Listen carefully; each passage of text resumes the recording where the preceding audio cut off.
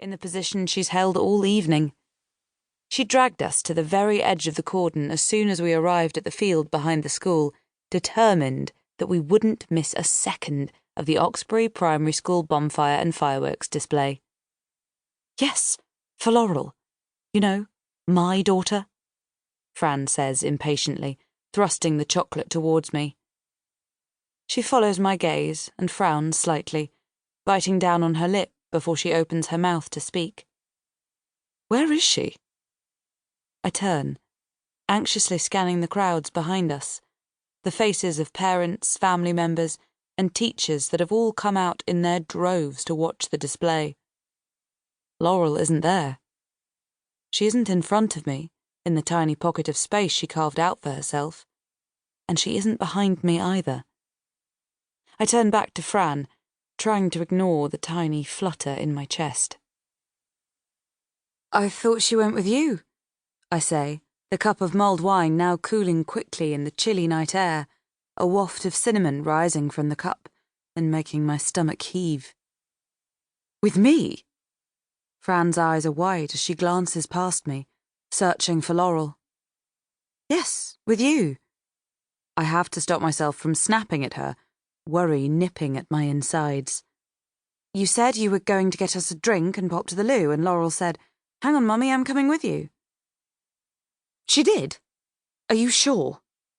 "Well, reasonably sure," I say, a delicate twinge of frustration whispering at my breastbone. "I mean, I saw her follow after you because I shouted out to her to keep hold of your hand."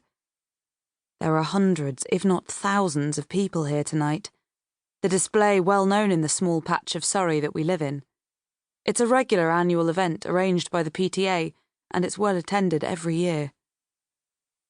"She didn't," Fran whispers, her eyes meeting mine as the blood drains from her face. "She didn't hold my hand. She didn't catch up with me at all." I feel sick at Fran's words, her fingers gripping my forearm, digging in vice-like. Trying to crush the rising unease that makes my stomach do a tiny somersault, I take a deep breath, peeling Fran's fingers from my arm and taking her hand in mine. "Don't panic," I say, trying to keep my voice level and calm. "She must have just wandered off. There are people on the gate. No one would let her walk out on her own. She's only little." Fran nods, her face a sickly shade of white. "We need to look for her. I need to find her. Surely she can't have gone too far." She drops my hand and starts to shove her way past the crowds of people hemming us in. I follow after her, ignoring the tuts and frowns from others. Finally, I break free of the crush and catch up to her as she begins to run across the field towards the bank of portaloos, slipping and sliding in the mud that coats her designer wellies. "Wait, Fran!" I gasp. "Wait! We need to think for a minute. We need to think about this logically, about where she might be." "She was following me to the loos. That's what you told me," Fran says, her eyes frantically scanning the field behind me. "I'm going to look there. Maybe she did follow me. Maybe she's got locked in one of them. Maybe she's banging on the door now and no one can hear her." Another burst of fireworks erupts in the sky with a popping noise as she pulls her arm away from me, staggering slightly. "Okay," I nod. "Good idea. You check the loos. I'll go and ask at the barbecue area. See if they've seen her. She might have asked for you if she couldn't find her way back to us in the crowd." Fran has hammered it home from the first day I began working with them that if Laurel gets lost, she must find a policeman or security guard, someone in authority, and ask them to find her mummy. Laurel knows the rules.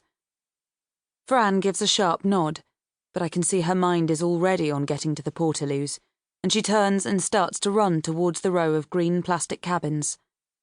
I gaze after her for a moment, a wicker of fear making my pulse beat faster, making my feet stick to the ground for just a minute before I begin to walk over to the barbecue area.